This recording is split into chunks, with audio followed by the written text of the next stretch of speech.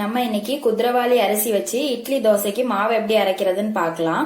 அதுக்கு நான் இன்னைக்கு 1 கப்புக்கு குதிரவாளி அரிசி எடுத்திருக்கேன்.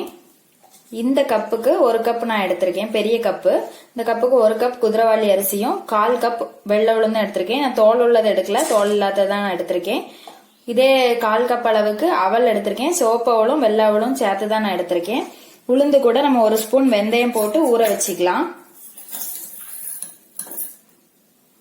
இந்த ஸ்பூனுக்கு 1 ஸ்பூன் வெந்தயம் போடுறேன்.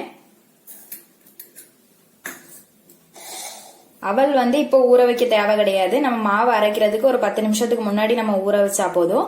இப்ப குதிரவாளி அரிசிலையும் உளுந்துலயும் மட்டும் நம்ம 2 வாட்டி அலசிட்டு தண்ணி ஊத்தி ஊற வச்சுக்கலாம். குதிரவாளி அரிசிலையும் உளுந்துலயும் நான் தண்ணி விட்டு ஊற வச்சிருக்கேன்.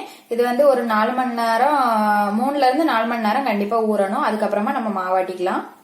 இது ஊற வச்சு ஒரு 4 மணி நேரம் ஆயிடுச்சு. இப்ப அவளுக்குள்ளயும் நான் கொஞ்சமா தண்ணி விட்டு வச்சிருக்கேன். இது குதிரவாளி கூட சேர்த்தா அரைக்க போறோம். ஃபர்ஸ்ட் உளுந்து அரைச்சிக்கலாம். ஜார்ல உளுந்து போட்டுக்கலாம்.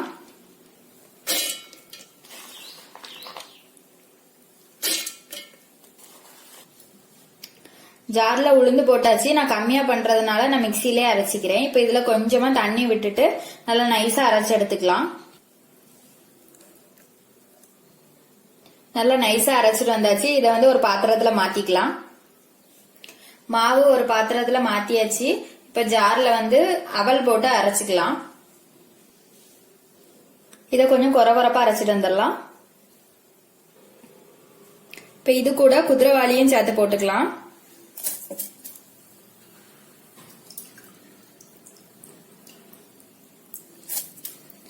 பாதி பாதியா போட்டு அரைச்சிக்கலாம்.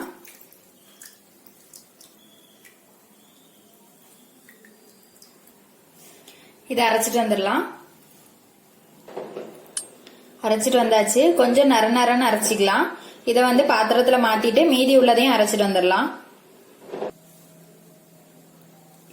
மாவு அரைச்சாச்சு. இப்ப இதுல உப்பு போட்டு நல்லா கலந்துக்கலாம். நான் கல்லுப்பு 1 ஸ்பூன் போடுறேன்.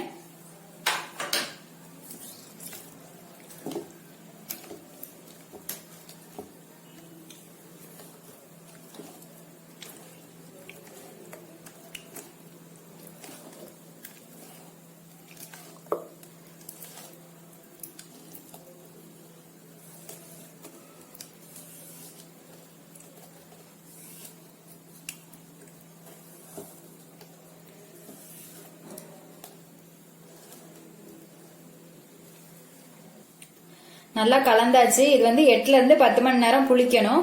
அதனால அப்படியே வச்சுக்கலாம். ஒரு 10-11 மணி நேரத்துக்கு அப்புறமா மாவு நல்லா பொங்கி நல்லா புளிச்சிருக்கு. இப்ப இத இட்லிய வச்சுக்கலாம்.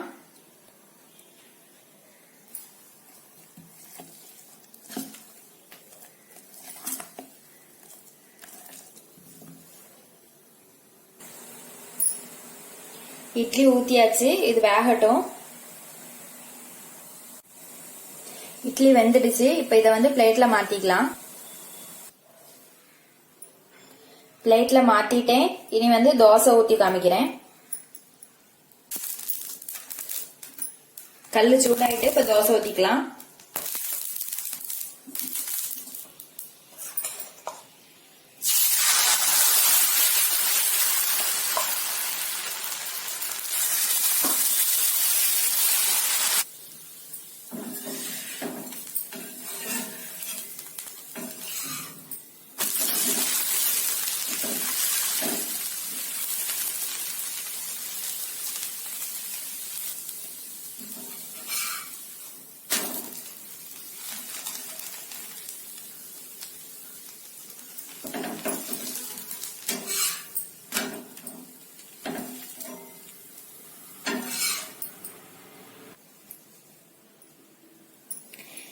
தோசையும் சுட்டு எடுத்து வச்சுட்டேன்.